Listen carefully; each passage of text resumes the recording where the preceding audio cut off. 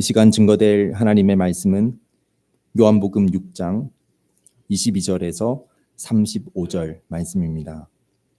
요한복음 6장 22절에서 35절 말씀입니다.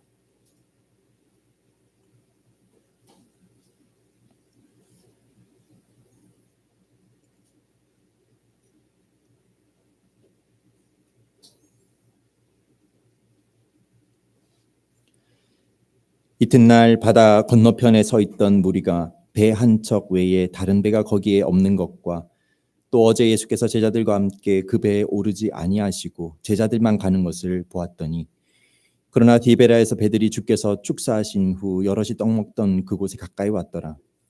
무리가 거기에 예수도 안 계시고 제자들도 없음을 보고 곧 배들을 타고 예수를 찾으러 가버나움으로 가서 바다 건너편에서 만나 랍비여 언제 여기 오셨나이까 하니, 예수께서 대답하여 이르시되 내가 진실로 진실로 너희에게 이르노니 너희가 나를 찾는 것은 표적을 본 까닭이 아니요 떡을 먹고 배부른 까닭이로다.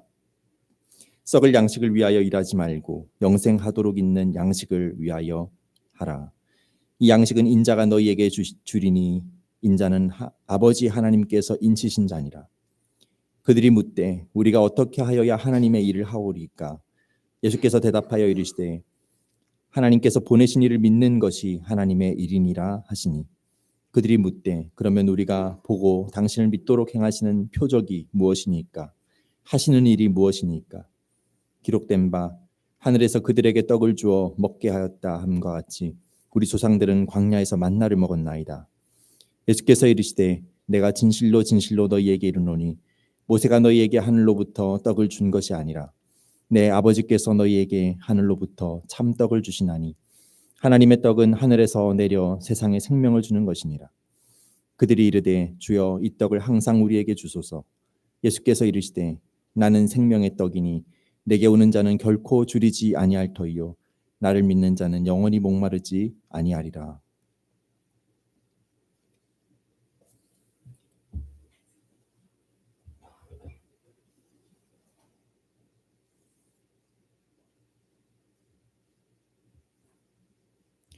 오늘 메시지 자체는 지난주에 증거했던 말씀의 메시지와 다르지 않습니다.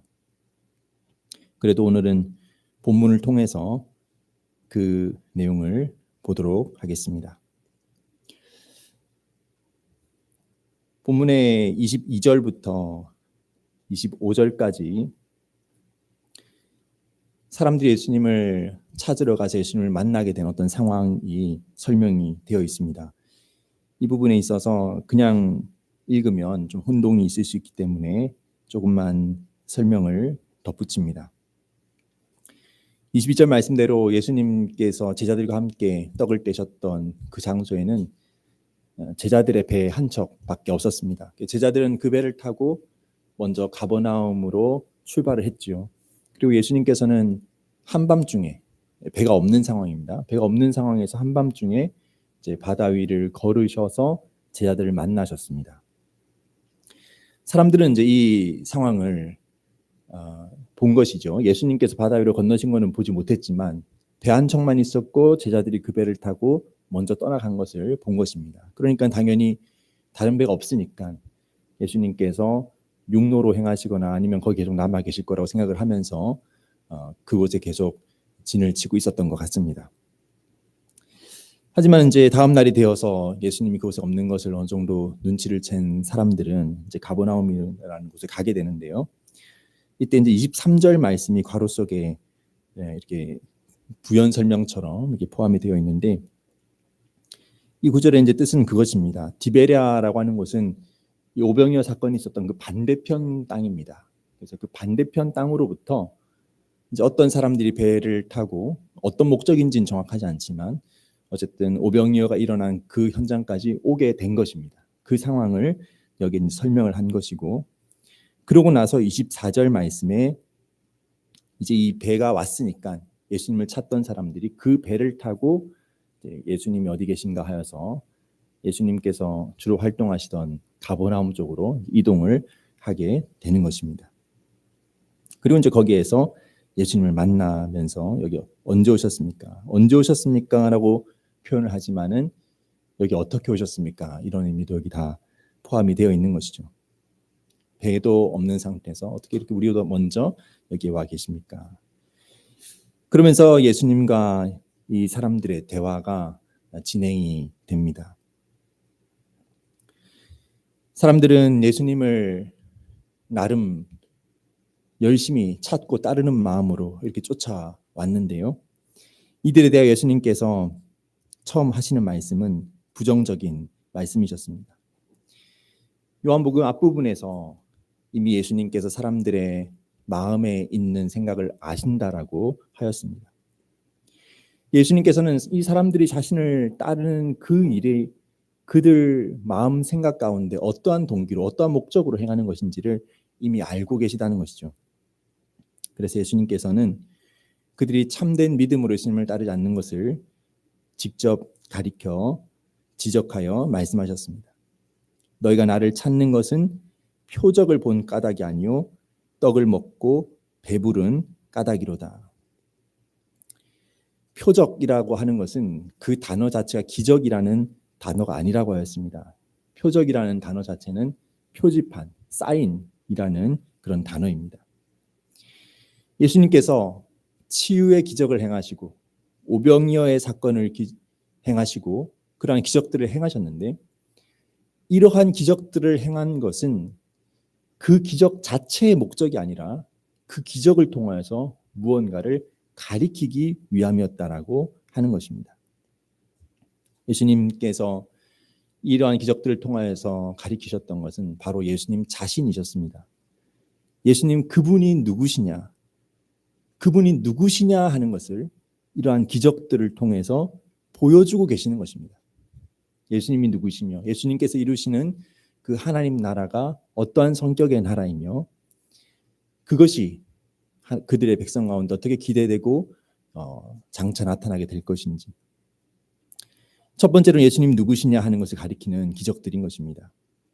그러면서 예수님께서는 이 사람들이 자신을 따르는 것을 그 표적을 제대로 보고 따르는 것이 아니라 예수님을 그러므로 진정으로 바라보면서 따르는 것이 아니라 많이 먹고 그래서 배불러서 그 만족감 때문에 그 만족을 주시는 그런 대상으로서 예수님을 따르는 것이라고 하신 겁니다.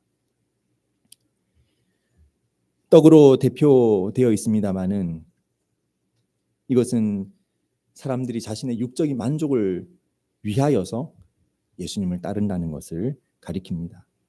단지 먹는 것만이 아니라 예수님의 치유 사건도 여기에 포함이 될 것이죠. 우리에게 이러한 치유의 능력을 행하시는 분, 우리가 병들었을 때, 우리가 다쳤을 때 우리를 얼마든지 고쳐주실 수 있는 그런 능력이 있으신 분, 우리가 줄일 때 우리에게 먹을 것을 한없이 공급해 주실 수 있는 그런 능력이 있으신 분, 이 땅에 얼마나 큰 필요를 채워주시는 것입니까? 그러한 능력을 가지신 분, 그분을 우리가 모시고 그분을 따른다면 사람들의 삶에 엄청난 큰 문제가 해결이 되는 것이죠. 그러한 육적인 만족입니다. 예수님께서는 이 사람들이 자신을 그 선지자라, 그 하나님의 보내신 자라라고 하면서 따르고 있지만은 그 중심의 진정한 의도는 자신의 만족 때문이라고 하는 것을 가리켜 지적하시는 것입니다. 결국 이것을 극단적으로 그 실체를 드러내서 말씀을 드리자면 사람들이 자기 중심적인 자기의 이익을 위해서 예수님을 따른다는 것이 됩니다. 표적을 보고 이 표적이 가리키는 분이 예수님이시다. 그러므로 예수님은 하나님의 아들이시다 하는 그 표적에 초점을 두고 예수님을 바라보았다고 한다면 예수님을 중심에 두고 예수님에 맞추어서 내 종교, 내 삶의 행실, 내 신앙 이것을 그분에 맞추어서 따라가게 되었을 것입니다. 그런 예수님은 이 사람들이 그러한 마음으로 예수님을 따르지 않는다는 걸 너무나 잘 보고 계시는 거죠. 예수님이 누구십니까? 예수님은 정말 하나님의 보내신 자이십니다. 그렇다면 예수님의 말씀을 들어야 하는 것입니다. 그런데 예수님께서 이제 하나님의 보내신 자로서 예수님께서 말씀을 하시는데 뒤에 이어지는 내용 가운데 그 예수님의 말씀이 사람들에게 부딪힘이 되고 결국 이 사람들은 예수님의 말씀 때문에 예수님을 거부한다는 것을 우리가 이어서 보게 됩니다. 예수님께서는 사람의 생각과 마음, 인간 중심적으로, 이 땅 중심적으로 욕심을 따르는 그런 중심으로 그렇게 기울어 있는 사람의 생각과 마음을 예수님께서는 바꾸시려 하시는 것입니다.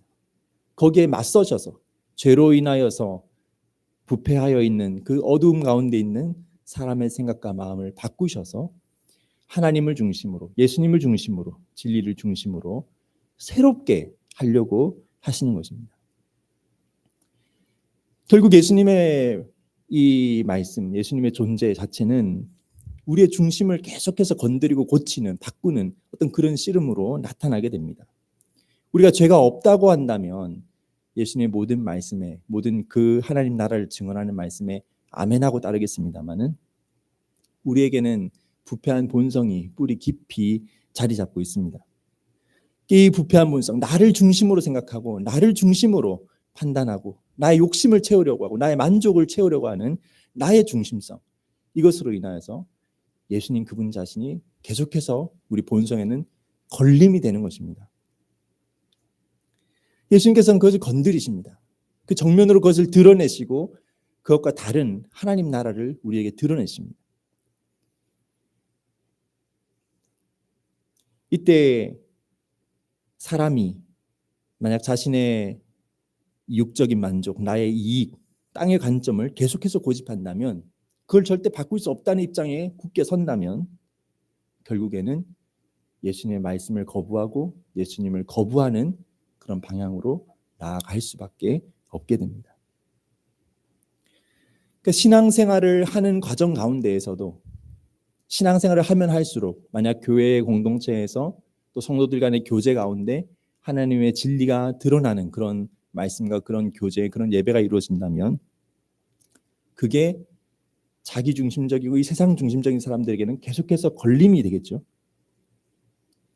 그러한 사람들은 진리가 중심으로 되어 있는 교회 공동체 가운데에서 결국 발을 붙이지 못할 수밖에 없는 그런 면이 있는 것입니다. 우리가 인간적으로야 모든 사람이 여기서 이제 오해가 없도록 이것은 꼭 이 우리 공동체, 이 작은 공동체, 그래서 이 작은 공동체를 떠난 사람들을 뭐라 하고 우리가 옳다 뭐 이런 얘기를 하려는 게 전혀 아닙니다. 보편적인 지금 얘기를 하려고 하는 것입니다. 주님의 인도하신 가운데 공동체 장소를 옮길 수도 있고 뭐 얼마든지 그런 일들이 있습니다만 하나님과 우리 중심 사이에 우리 자신이 아는 그러한 측면을 지금 말씀을 드리는 것입니다. 그런 부분에 오해 없기를 진심으로 바라시고요.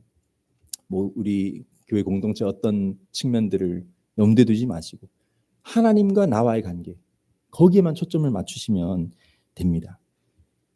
근데 이제 우리의 생각과 마음을 고치지 않고 고집하려고 하는 가운데에서는 하나님의 진리에 부딪힐 수 없다는 그런 현실이 있는 거죠. 우리는 가능하면 모든 사람들이 다 주님의 말씀, 주님의 진리 가운데 함께하고 그 은혜 가운데 신앙생활을 하기를 바랍니다마는 그러나 성경이 드러내는 하나님의 나라는 이 세상 가운데 그렇지 않다고 하는 것입니다.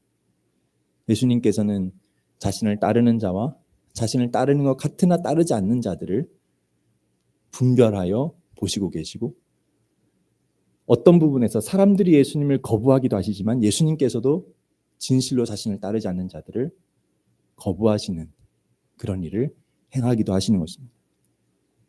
누구라도 예수님께 나아가면 예수님께서 맞아들이시죠. 환영하시죠. 그러나 예수님을 믿는 듯 하지만 자기 자신을 위하는 자기 자신을 중심에 두고 자신의 욕심을 계속해서 추구하는 그러한 자들에 대하여 예수님 자신께서 그것이 아니다라고 말씀하신다는 것입니다. 예수님께서는 우리의 신앙생활 가운데에서도 끊임없이 이러한 부분을 건드리십니다. 우리 자신에게 분명 만족이 되는 것들이 있습니다. 저도 이번 주간에 이런 생각을 잠깐 했었는데요. 우리나라 이제 제가 뭐 그런 부분 경제적인 거 잘 모릅니다만은 계속 좀 부족함이 있더라도 양해하시고 들어주시면 좋겠는데요. 이제 코스피가 오르고 이제 젠슨왕도 방문을 하고 하는 과정 가운데에서 이제 주식에 대한 어떤 그런 얘기들도 저 같은 사람에게도 이제 들리고 하는 거죠. 그러면서 야, 만약에 한번 생각을 해보자. 내가 어떤 주식이 얼마일 때 샀었고 그걸 안 팔고 지금까지 가지고 있었으면은 와, 진짜 엄청난 부자가 됐겠네. 어떤 사람은 그런 사람이 있지 않겠습니까? 물론 그걸 팔아야 하지만 비로소 그때 이제 자기 돈이 되는 것입니다만. 그런 생각, 아주 소수의 사람이겠죠. 퍼센트로 따진다면은. 어쨌든 누군가의 그런 행운의 기회를 잡았던 사람들을 상상을 해보면서 그런 사람 얼마나 좋을까? 내가 그런 사람이었으면 얼마나 좋을까? 이런 이제 세속적인 참 이 땅의 만족에 중심을 두는 그런 마음이 이제 오는 거죠. 근데 그거는 뭐 저의 현시과는 전혀 상관이 없으니까 사실 시험거리도 아니죠. 그런 현실이 눈앞에 닥친 사람들에게야 이제 내가 이것을 바라볼 것이냐, 예수님을 바라보기 시험이 되겠지만 저 같은 사람에게는 그냥 한낱 상상에 불과할 뿐 진정한 시험거리라고도 할 수 없을 수준입니다만. 근데 이제 거기에 저의 죄와 욕심이 사실 드러나는 거잖아요. 저의 죄와 욕심이 드러나는 거죠. 문득 이제 저희 그런 죄와 욕심의 마음, 저 잘 알면서 생각을 하는 거예요. 제가 그것을 스스로 잘 인식을 하면서 제가 이제 생각하는 방식은 좀 그런 건데요. 어떤 교만이라든지 욕심이라든지 이런 생각이 들어올 때 그런 게 덮어놓고 모른 척하기보다는 저 같은 경우는 그 실체를 이게 최대한 한번 드러내 봅니다. 제 스스로 안에서. 나의 어떤 교만함이 있습니다. 나의 교만함이 이러한 마음이구나. 이러한 마음은 이러한 생각과 그런 태도를 가지고 있구나. 나의 욕심은 이러한 거구나. 이 욕심은 무엇을 바라는 거지? 이러한 것들을 바라고 있구나. 그러고 나서 이제 그 실체로 최대한 이제 구체적으로 한번 드러내 본 그 죄를 이제 하나님 말씀 가운데 비추어 보는 거죠. 하나님께서는 뭐라고 하시느냐? 제가 뭐 몇십억이 있다고 하더라도 그것을 하나님의 사랑과 바꾸겠느냐? 이런 생각을 이제 해보는 겁니다. 굉장히 상투적이죠. 굉장히 상투적이죠. 근데 우리 신앙에 누군가 볼 때는 상투적으로 보일 수 있는 거지만은 또 어떤 신앙인들에게는 그것은 너무나 참된 질문이기도 할 것입니다. 하나님의 사랑과 이 세상 다른 무엇을 바꿀 수 있겠느냐? 우리는 정말 이 세상에 그 무엇보다도 더 크신 분을 정말로 모시고 있는 것입니다. 정말 그분과 함께하고 있는 것입니다. 이건 정말 실제라는 것이죠. 뭐 몇십억, 몇백억, 정말 돈이 많은 사람은 조 단위의 어떤 돈도 가지고 있습니다만 그보다 더 크고 부유하시고 능력 있으신, 굉장히 구체적으로 이 땅 가운데서 행하실 수 있는 그러한 분을 우리는 아버지로 모시고 그분의 인도하심 가운데 살아가는 자들이라고 하는 것이죠. 그 하나님 아버지께서는 결코 인색하지 아니하시고 우리의 유익을 위하여서 모든 선한 것을 다 베풀어 주시는 분이시라고 성경은 증언합니다. 문제는 우리의 마음이 하나님 앞에서의 참된 복을 항상 일관되게 구하기보다는 종종 땅의 것들로, 하나님께서는 그건 썩어 없어지는 것이다 라고 하는 것들에 종종 우리의 마음을 많이 둔다는 것입니다. 여기에서 이제 하나님 말씀 앞에 우리의 씨름들이 일어납니다. 하나님께서는 그걸 건드리십니다. 그러한 우리의 마음, 그러한 우리의 생각, 거기서 돌이켜라.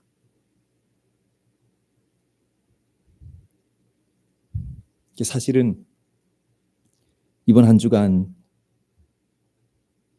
그렇게 막 잘 돌이켜지진 않았습니다. 잘 돌이켜지지 않았다고 하는 것이 그 생각에 막 사로잡혀서 막 배 아프고 억울하고 그렇게 살았다는 뜻은 아니고요. 제 마음이 주님을 바라보는 시선 가운데 든든하게 그렇게 잘 서 있지는 못했다는 뜻입니다. 머리로는 답을 다 알지 않습니까? 이것이 아니고 이것이다. 신앙의 길은 이것이다. 답을 아는 거는 그렇게 어렵지가 않습니다. 신앙생활을 조금 하고 예수님의 은혜를 한번 체험적으로 경험한 주님의 백성들에게 있어서는 뭐가 답인지 그 답 내리는 것 자체는 어렵지 않을 겁니다. 아마도요. 근데 문제는 뭐냐면 제 마음에 정말 주님의 영광, 그 하나님 나라의 실제, 그것을 보고 누리고 기뻐하는 그런 중심이 있느냐. 그것을 내가 지금 나의 삶 가운데에서, 나의 현실 가운데에서 보고 누리고 있느냐. 거기에 대해서 참 저의 미약함을 많이 보게 되었던 한 주간이었습니다. 설교의 시간이니 저의 그런 경험담, 이것이 뭐 큰 의미가 있겠습니까마는, 그러나 그러한 씨름 가운데에서 계속해서 놓아버리지 않고 견디는 그런 면들은 있었던 것 같습니다. 그러면서 저 같은 사람도 기대하는 것이 무엇이냐면은 하나님의 말씀이 들려지는 자리입니다. 이번 주 중에 수요일에는 이제 묵상을 이렇게 올렸고, 금요일에는 이제 제가 뭐 못 올린다 하더라도 그 이유를 굳이 설명을 드리진 않습니다만은, 금요일에는 이제 못 올렸거든요. 오전에 이제 오전부터 해서 점심 좀 지나서까지 시차례라는 모임이 있었는데, 그 모임 갔다 오고 이제 이렇게 그 이후에도 뭐 쓰려면 쓸 수 있었을지 모르겠습니다만은 쓰지 못했습니다. 근데 가만히 생각을 해보니까 그런 말씀의 자리가 저의 영혼에도 굉장히 유익한 겁니다. 그러니까 제가 스스로의 의지로 하나님, 예수님을 더 이렇게 영광을 보고 하나님 나라를 더 구체적으로 바라보고 그 가운데 살려고, 이게 내가 노력한다고 정말 됩니까? 물론 주님의 은혜가 될 수도 있다고 생각합니다. 그런 씨름들이 무의미하진 절대 않습니다. 근데 그것이 저에게 일반적인 면에서는 언제 답이 주어지느냐 하면, 하나님 말씀 앞에 설 때, 말씀 가운데 한 걸음 한 걸음 더 깊이 들어갈 때, 그때 와닿고 그때 경험되고 느껴지는 겁니다. 하나님의 세계, 예수님이 어떠한 분이시냐, 그 은혜, 그분의 진리, 그분의 의로우심, 이 세상보다 더 큰 그 하나님의 세계, 그것이 말씀 가운데 와닿게 되는 것입니다. 저도 이제 이번 금요일 지나고 이제 기대했던 것은 오늘 주일 예배의 시간인 것이죠. 마음 한편으로는 설교 사역을 하지 않고 나도 어디에서 성도로 그냥 자리에 앉아서 예배를 드리고 싶다. 내가 무슨 하나님의 말씀을 전할 수 있는가, 이제 이런 생각을 하면서 씨름을 했습니다만은, 그래도 어떻게 이 시간 말씀을 전하고 있습니다. 주님의 말씀 가운데 서서 그 말씀 가운데 드러나는 하나님의 세계를 보게 되는 것이죠. 그러니까 여러 가지 어떤 활동 가운데 왜 하필 말씀이냐, 인간 삶의 여러 가지 차원의 활동들인데 왜 하필 말씀이냐. 근데 그 하나님께서 그렇게 정하셨다는 것입니다. 근데 그 말씀이라는 것이 우리 삶 가운데 생각할 때는 삶의 작은 한 부분처럼 보일지 모릅니다만, 하나님의 관점에서 다시 한번 들여다보면은 좀 다른 차원이 있습니다. 성자 예수님께서, 성자 하나님께서 영혼 가운데 뭐라고 불리시냐면 말씀이라고 불리신다는 거예요. 그러니까 말씀이라고 하는 실체를 우리가 이제 이 말하고 글로 보고 하는 어떤 그런 차원, 그 너머의 어떤 실체로서 말씀이라는 표현을 쓰시는 것이겠습니다만은, 그것이 반영된 말하고 듣고 쓰고 읽고 하는 활동이 그 영원한 말씀이신 그 실체께서 우리 삶 가운데 반영되어 드러나는 어떤 말하고 듣고 읽고 쓰고 하는 그런 활동들이 인간에게 있어서는 굉장히 본질적인 어떤 의미가 된다고 우리가 생각해 볼 수 있는 겁니다. 하나님께서, 인격적이신 하나님께서 자신의 백성을 인격적으로 만나시는데 그 만남의 자리가 어디냐? 말씀의 자리라 하는 것이죠. 아무튼 하나님께서는 말씀 가운데 우리에게 그분의 영광, 그분의 세계를 드러내십니다. 우리가 그 답을 찾기 전까지는 방황할 수밖에 없는 존재가 아닌가 생각을 해봅니다. 우리가 날마다 주님의 말씀을 마음 가운데 새기고 때로 암송도 하고 그 말씀을 묵상하고 그 말씀을 붙드는 것에는 정말 실질적인 신앙생활의 어떤 이유가 있는 것이라 할 수 있겠죠. 주님의 은혜를 구하는 그 자리가 주님의 말씀을 가까이 하고 그 말씀 가운데 은혜를 누리는 그런 자리일 것입니다. 제가 이제 그러한 가운데 든든히 서 있었다면 한 주간의 씨름도 훨씬 더 어쩌면 원활하게 넘어갔을지도 모르겠는데 아무튼 이 시간 이렇게 주님 말씀 가운데 서 있음에 감사를 합니다. 예수님께서는 사람들에게 이어서 말씀을 하십니다. 27절 말씀에 썩을 양식을 위하여 일하지 말고 영생하도록 있는 양식을 위하여 하라고 하셨습니다. 예수님의 치유의 능력과 오병이어의 기적은 이 땅의 삶에 구체적으로 유용함을 줍니다. 이러한 예수님의 능력을 보고 예수님을 따르는 사람들은 정치적 메시아에 대한 기대를 잔뜩 품고 있죠. 정치적 메시아라고 하는 존재도 이 땅의 삶에 구체적으로 유용함을 줍니다. 그러나 예수님께서는 그러한 사람들의 기대와 바램, 그러한 것들을 가리켜 썩을 양식이라는 표현으로 표현하십니다. 이 땅에 있는 것들은 지나간다는 그런 맥락입니다. 예수님께서는 썩을 양식이 아닌 영생하도록 있는 양식을 위하여 일하라, 그것을 추구하라, 그것을 구하라라고 하십니다. 그리고 예수님 자신이 바로 영생을 주시기 위한 분으로 이 땅에 오셨다고 하십니다. 치유의 기적이라든지 오병이어의 기적, 이것은 그 자체가 목적이 아니었던 것입니다.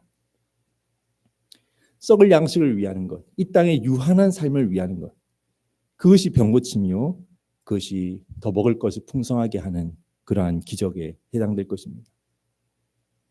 그러나 이것은 무언가 그 너머를 가리키는 표지인 것입니다. 예표적이다라고도 할 수 있을 것입니다. 예수님 그분이 누구신가를 드러내는 그런 그림자, 예표적 사건들입니다. 예수님이 바로 그 실체이십니다. 예수님께서 생명을 주십니다. 여기서 예수님께서 영생하도록 있는 양식, 영생이라는 표현을 쓰시면서 영생을 위한 일을 얘기를 하셨을 때 28절 말씀에 유대인들은 이렇게 반응을 하였습니다. 우리가 어떻게 하여 하나님의 일들을 하오리까? 지난주에 말씀드린 것처럼 일들이라 그들이 표현하였습니다. 여러 가지 일들. 어떤 일들을 하면 그러면 영생하도록 하는 양식을 우리가 구할 수 있습니까? 근데 사실 이 유대인들의 질문 자체가 예수님께서 이미 말씀하신 그 내용을 빗나가고 있는 내용입니다. 예수님께서는 인자이신 예수님 자신이 그 양식을 베푸시는 분이라고 이미 증언하셨습니다. 유대인들은 그 예수님의 말씀에 대하여 한 번 더 생각을 해보는 것이 아니라 이미 자신들이 가지고 있는 관념을 가지고 되질문을 하는 것입니다. 유대인들의 관념은 영생을 얻기 위하여, 하나님 나라에 들어가기 위하여 율법을 지켜서 그들이 그것을 얻게 된다고 생각을 해왔습니다. 공로주의적인 사고, 율법주의적인 사고가 그들에게 뿌리 깊게 있는 것이죠. 그러나 이러한 사고는 그 유대인들에게만 있는 것이 아니요, 모든 사람 가운데 다 있습니다. 이 땅에 우리가 발 디디고 살아가는 삶의 법칙 자체가 그러합니다. 이 세상의 법칙 자체가 그러합니다. 우리가 행한 것을 통해서 나 자신을 증명하고 그러한 자격을 가지고 인정을 받는 것이죠. 이 세상 모든 일들이 거의 그러한 듯 합니다. 그러니까 하나님의 말씀을 볼 때에도 우리 본성적으로 거기로 기울어지기가 쉬운 것입니다. 내 자신이 인정을 받고 칭찬을 받고 내가 어떤 성취를 이루어내어서 거기에 만족감을 얻고 이것을 통해서 인간의 삶이 더 복되고 더 세상이 발전한다고도 할 수 있겠습니다마는 하나님의 나라는 다른 방식으로 나타나는 것이죠. 은혜의 방식으로, 사랑의 방식으로 이루어지는 것입니다. 하나님을 사랑하고 이웃을 사랑하는 것이 우리의 동기와 우리의 힘이 되어서 어떻게 하면 더 복되게 할까? 어떻게 하면 더 유익하게 할까? 그러한 방식으로 하나님께서는 이루어지게 하시는데 이때 진정으로 사랑하는 사람들은 그것을 나를 높이는 공로로 삼지 않습니다. 유익하게 하는 그 자체가 자신의 기쁨인 것이죠. 이 하나님의 나라와의 비추어 이 세상을 보면은 굉장히 멀리 떨어져 있는 것입니다. 그 성격 자체가 극과 극으로 동떨어져 있는 속에서 우리는 살아가고 있습니다. 나 자신을 높이고 나 자신 인정을 받고 그 공로 가운데 자격을 얻고 하는 그러한 삶의 체계 속에서 우리도 그러한 본성을 가진 자로서 살아갑니다. 그러니까 우리가 하나님을 바라볼 때에도 그런 공로적인 의식으로서 우리가 어떻게 하여야 영생을 얻을 수 있겠습니까? 개신교 신앙인이라면 우리가 어떻게 하여야 구원은 이미 받았습니다만 하나님께 더 인정을 받을 수 있겠습니까? 우리가 해야 되는 우리의 공로를 위한 어떤 일들, 그 목록을 좀 알려주십시오. 이렇게 반응이 되는 것입니다. 여기에 대하여 예수님께서는 인간의 공로를 내세우는 관점과 전혀 다른 답을 29절에 주십니다. 하나님께서 보내신 일을 믿는 것이 하나님의 일이라. 그 한 가지 일이라. 그렇게 답을 하십니다. 이어지는 내용을 보게 되면 예수님께서는 자신을 따르고 자신을 믿는 자에 대하여 선물로서 영생을 베풀어 주시는 분이심이 증거됩니다. 요한복음 거의 6장 뒷부분까지 보게 된다면 인자의 피와 인자의 살을 먹고 마시는 자가 생명을 가지게 된다고 예수님께서 말씀하십니다. 여기서 인자이신 예수님의 살과 피를 먹는다는 것은 무엇입니까? 요한복음 6장 자체에서는 아직 그 실체가 분명하게 나타나고 있지는 않습니다만 요한복음 마지막까지 또 성경 전체를 통해서 보게 되면 예수님의 십자가 죽으심이 예수님의 그 살과 피를 자신의 백성에게 나누어 주시는 일이 되는 것을 우리가 보게 됩니다. 그러니까 그 영생이라는 것은 하나님께서 우리에게 주시는 그 생명이라고 하는 것은 예수님 홀로 이루신 그 사역 가운데 베풀어 주시는 선물과도 같은 것이죠. 그 예수님의 행하신 일을 신뢰하는 자들 가운데 그 예수님을 진정으로 받아들이고 따르는 자들 가운데 선물과도 같이 거저 주어지는 것입니다.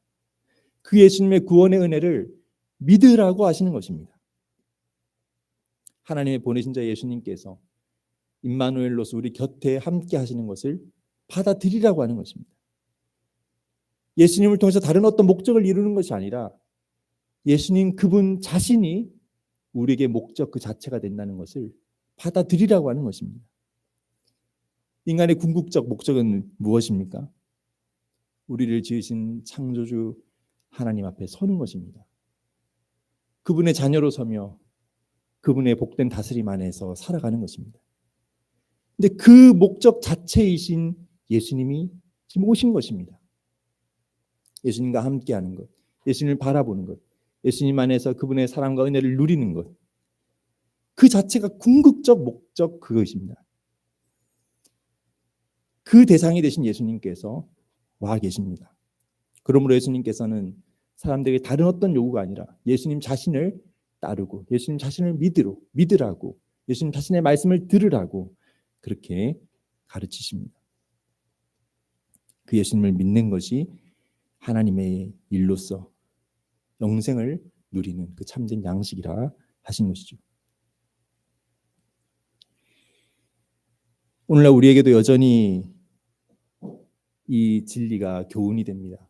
어떻게 신앙생활을 하고 어떻게 더 예수님을 잘 믿고 따를까라고 할 때에 어떤 사람들은 이런저런 행위의 목록들을 제시할 수 있습니다.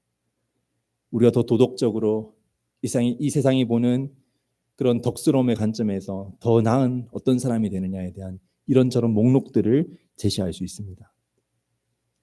그러나 예수님께서 진정으로 우리에게 들려주시는 것은 예수님 그분 자신을 신뢰하라는 것입니다. 여기에 믿음이란 것이 무엇인지에 대한 우리 더 깊은 고민이 필요합니다. 교회 다니는 사람이라고 한다면 예수님을 믿는다고 하는 것에 대해서 아마 다들 대부분 난 예수님을 믿습니다. 그렇게 대답을 할 것입니다. 근데 예수님을 믿습니다라고 하고 나서 아까 제가 말씀드린 것처럼 저의 삶의 모습과 같이 삶 속에서 고민과 씨름, 그런 흔들림들이 뒤따릅니다. 믿음은 있겠습니다마는 예수님께서도 말씀하신 것처럼 믿음이 적은 자들아, 믿음이 적어서 흔들리는 그런 모습들이 우리에게 있는 것이죠. 결국 그것은 믿음의 문제입니다. 예수님을 어떻게 바라보고 어떻게 알고 예수님을 의지하느냐, 믿음의 문제입니다. 낙심되는 마음에서는 풍성한 열매가 맺힐 수가 없습니다. 낙심되고 위축되고 두려워하고 염려하는 마음에서는 주님을 따르는 그 복된 모습들이 나타날 수가 없습니다. 그러한 마음을 가지고 저는 결코 이 설교 자리에 설 수가 없습니다. 근데 제 같은 사람이 이제 씨름하는 게 사실 그런 문제거든요.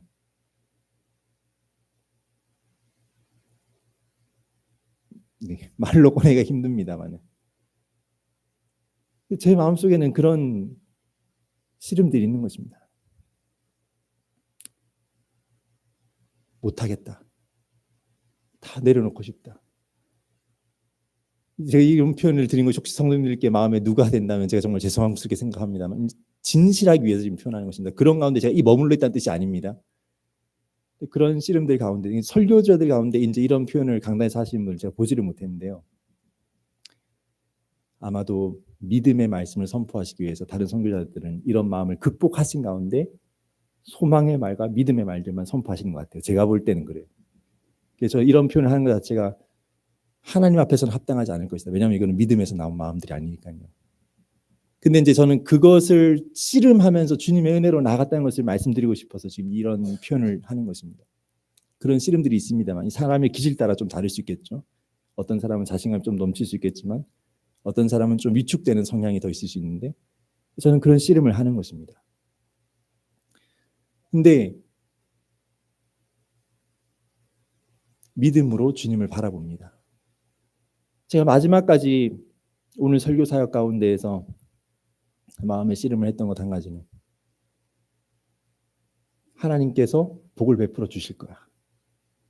하나님께서 주님 백성들에게 은혜를 베풀어 주실 거야. 이거를 제가 마음 한편에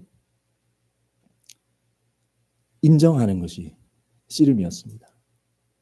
그래, 하나님께서는 하실 거야. 그거를 신뢰해야 되는데 그 저의 마음의 완악스러운 고집스러움이 그걸 인정하지 않고 그냥 인간적 좌절과 낙심으로 파고들려는 어떤 성향이 있는 거죠. 어쨌든 정말 주님의 은혜로 선 것입니다. 그래, 제 마음이 아는 거죠. 나는 인정을 해야 된다. 하나님께서 하실 것이다. 제가 말 못할 수 있잖아요. 제가 사실 오늘 설교 이렇게 막 써오긴 했습니다만은 평소보다 준비의 이 내용적으로는 좀 떨어집니다. 세밀한 부분에서. 근데 제가 못하더라도 주님께서는 그 부족한 것을 사용하셔서 주님의 백성들의 은혜를 베푸실 수 있는 분이시거든요. 저는 그거를 정말 신뢰해야 되는 것입니다. 그 주님을 신뢰하는 것이죠.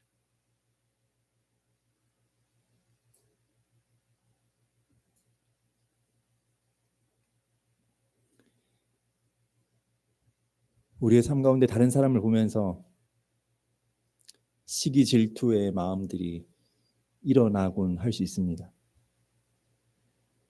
이 세상에 어떤 사람들과 자신을 대조해서 보면서 시기 질투하는 마음이 일어날 수 있습니다.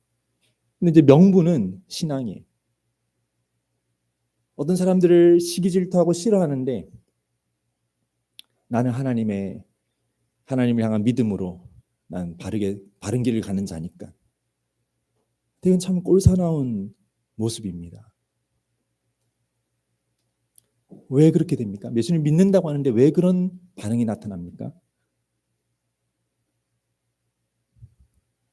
예수님께서 우리를 위하여 베푸신 복의 실체를 예수님을 믿는다고는 하지만 그 복의 실체를 붙들고 있지 않기 때문 아닙니까?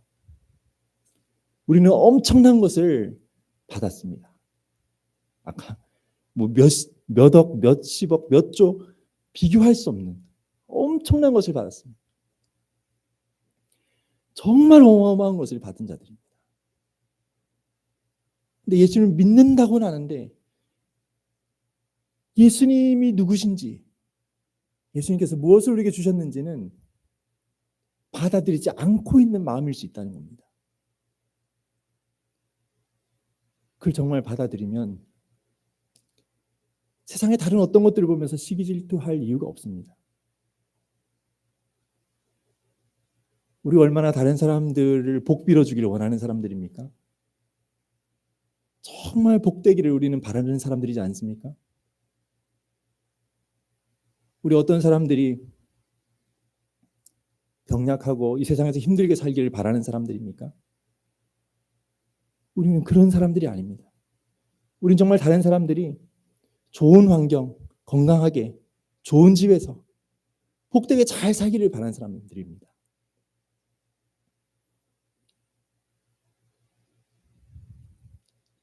우리가 그러한 것들을 비교하면서 시기 질투하지 않고 정말 복을 빌어주고 더 잘 되기를 바라는 그런 마음을 가진 이유는 무엇이냐면 우리는 훨씬 더 큰 것을 가졌기 때문입니다. 훨씬 더 큰 것을 가졌기 때문입니다. 엄청나게 큰 것을 가진 자들입니다. 그것을 알 때 정말 복을 빌어주게 되는 것입니다. 근데 이제 복 중에 최고의 복은 이 땅에 썩어질 것이 아니잖아요. 이 땅에 썩어질 게 진짜 복은 아니기 때문에 당신이 이렇게 잘 살고 하는 거 저도 좋습니다. 너무 좋습니다. 근데 그 사람 만약에 그것이 전부인 줄 알고 거기에 매달고 있다면 그는 이제 우리 불쌍하게 여기게 되는 거죠. 그것은 썩어질 것인데, 그것은 지나가고 마는 것인데 언젠가 우리는 이 땅의 삶을 다하고 하나님의 심판 앞에 다 서게 될 것인데 우리는 그런 의미에서 진짜 또 복을 빌어주길 원하는 자들이죠. 이렇게 누군가를 향해서 정말 시기심 없이 정말 축복한다, 정말 잘 되기를 바란다 이렇게 말해줄 수 있는 것은 우리가 예수님을 믿기 때문입니다. 예수님을 믿어서 예수님 안에서 우리가 소유한 것이 무엇인지를 알 때입니다. 하나님이 우리의 아버지가 되시고 하나님께서 우리에게 영원한 생명을 주셨고 그분의 나라에 우리의 거할 곳이 참으로 넉넉하게 있어서 그 안에서 우리가 참된 우리의 모습을 가지고서 주님의 이름을 높이며 주님과 이웃을 사랑하며 그 온전한 그 밝은 빛 가운데 우리 자신이 진정한 모습이 드러나서 살아가게 될 것을 우리가 알 때, 그것을 확신할 때 우리는 그러한 자로 살아가게 되는 것이죠.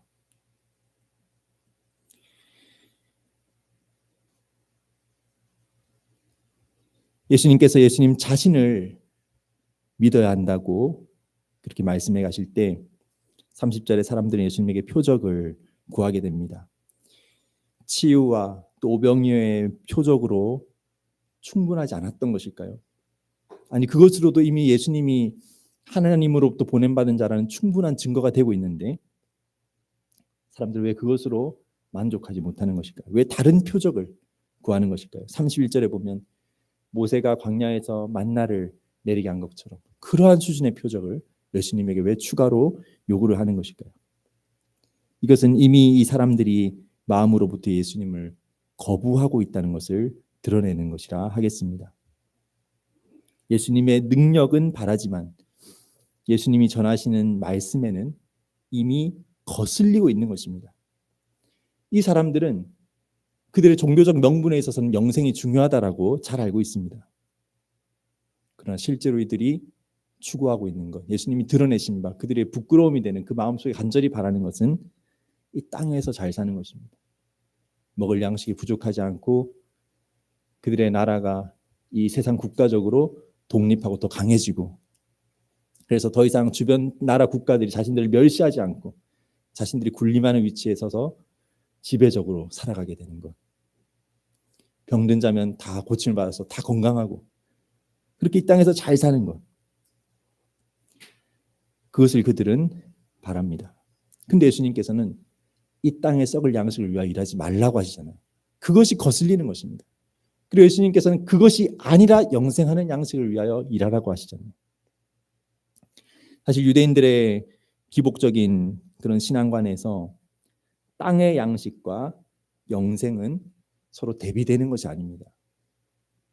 그러니까 구약에서 하나님께서 땅의 양식을 통해서 하나님의 복을 상징적으로 많이 드러내셨습니다. 유대인들도 하나님의 복을 받고 하나님의 생명이 우리 안에 있으면 이 땅에서도 더 잘 살고 더 강해지고 더 건강하고 아무런 어려움 없이 될 것이다. 그런 기대감을 가지고 있습니다. 당시 유대인들이 이것을 당연히 의식하고 있었을 것입니다. 그런데 예수님께서는 이제 이것을 비틀기 시작하십니다. 땅의 양식과 영생이라는 것이 이제 서로 일치하는 선상에 있는 것이 아님을 말씀하시기 시작하십니다. 예수님을 진정 그 선지자로 믿는다면 그 예수님 말씀을 배우면 되거든요. 그 예수님 말씀을 들으면 되거든요. 아, 그렇구나. 그렇다면 구약에서는 왜 그렇게 하나님께서 땅의 것들로 복을 주셨습니까? 예수님께서 답을 해 주시겠죠. 그 의미를 나타내 주시겠죠. 진정한 것은 땅의 양식이 아니라 영생의 양식인데 그 교훈을 받도록 인도하시는 과정이라는 것을 차근히 설명을 해 주시겠죠. 그러나 이들은 자신의 마음에 있는 땅의 양식에 초점을 버리고 싶지 않은 것입니다.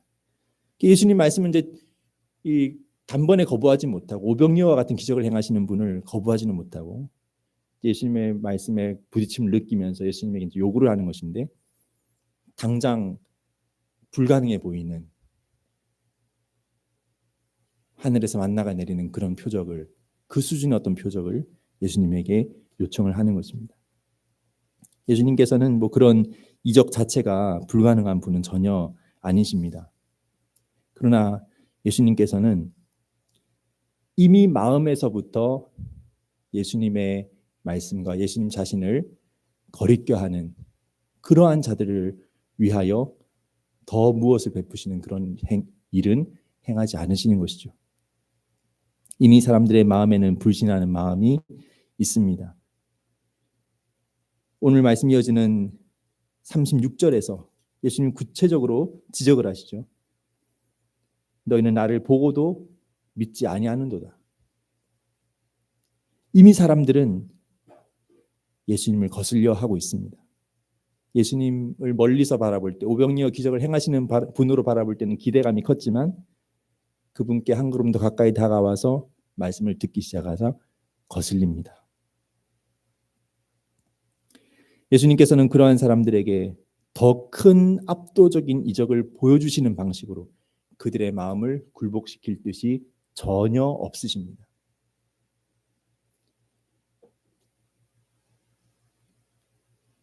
참된 믿음은 그런 방식의 굴복이 아닌 것입니다. 마음은 하나님께로, 마음은 예수님께로 돌이켜지지 않는 상태에서 내가 반박 못할 어떤 능력을 보여주시니까 어쩔 수 없이 내가 인정을 해야 되겠구나. 이것이 믿음이 아닌 까닭입니다. 믿음은 마음으로 하나님께 돌이키는 것입니다. 진심으로 예수님을 받아들이고 의지하는 것입니다.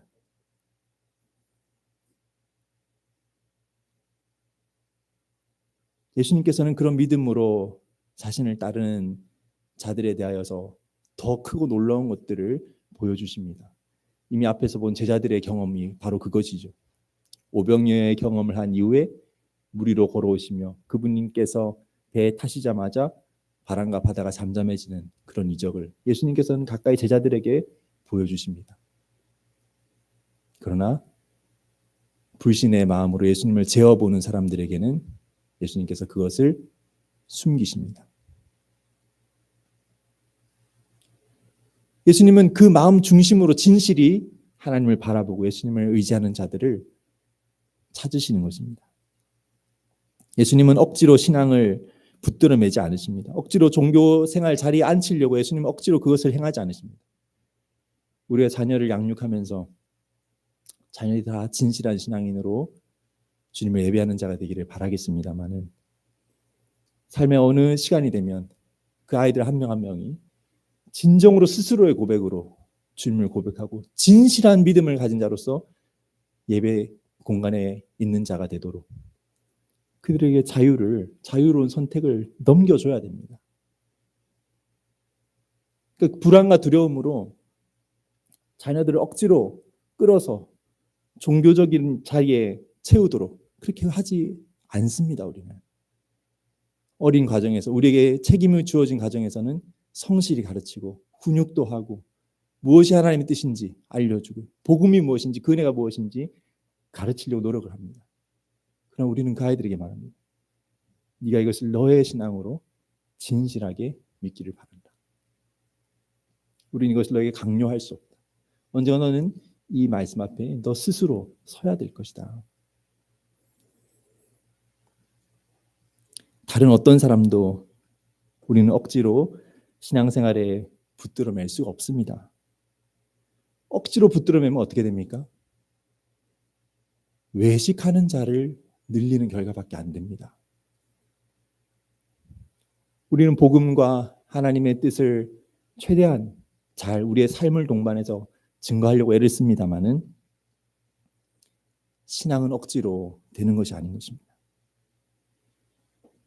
예수님께서는 예수님을 쫓아와서 예수님에게 어쨌든 대화를 하려고 시도하고 나름 예수님을 한번 쫓아보려고 하는 이 사람들을 억지로 가까이 붙드시지 않으시는 것입니다. 오히려 예수님께서 이 억지로라도 뭘 해보려고 하는 이 사람들을 예수님께서 밀어내십니다. 너희가 나에게 바라는 그런 것, 너희가 나에게 향하여 가지고 있는 그런 것들은 아니다라고 예수님께서 그들을 밀어내십니다. 그래야 6장 결말에 가서는 실로 이 당시 대부분의 사람들이 예수님을 떠나게 되었습니다.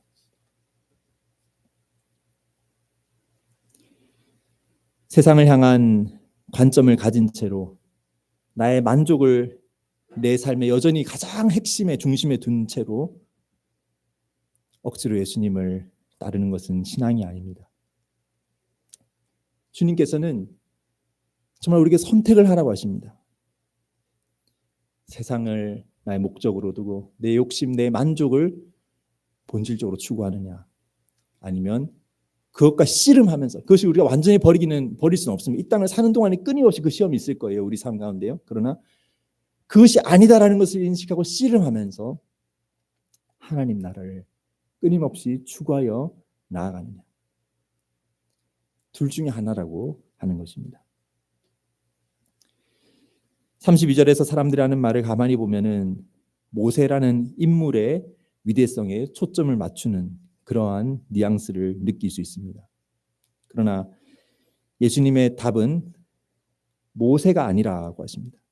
모세가 하늘로부터 만나를 내려준 것이 아니다. 그리고 모세가 아닌 하나님이 생명을 주시는 것이다 라고 답을 하십니다. 49절을 보게 되면 너희 조상들은 광야에서 만나를 먹었어도 죽었거니와 라고 예수님께서 설명하셨습니다.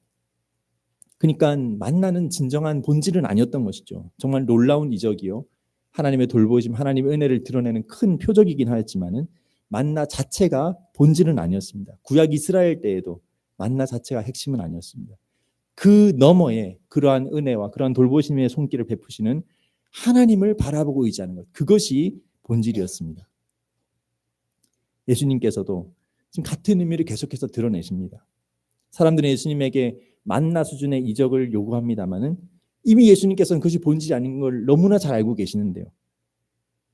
진정한 핵심은, 진정한 생명의 핵심은 하나님 안에서 하나님과의 관계 속에서 누리는 생명 그 자체, 하나님과의 관계 그 자체가 핵심이라는 것을 예수님은 잘 아시는데 말입니다. 그러므로 이러한 사람들의 요구에 대하여서 예수님께서는 끊임없이 예수님 자신이 바로 그 생명의 양식 되심을 증언하십니다. 35절이 그 말씀입니다. 나는 생명의 떡이니 내게 오는 자는 결코 줄이지 아니할 터이요 나를 믿는 자는 영원히 목마르지 아니하리라. 우리는 예수님의 그 생명이 결국 예수님의 십자가 죽으심을 통하여서 우리에게 주어진 것을 믿는 자들입니다. 예수님을 통해서 우리가 어떤 하나님 나라의 복과 은혜를 받고 누리는지 그것을 세어보기를 바랍니다. 오늘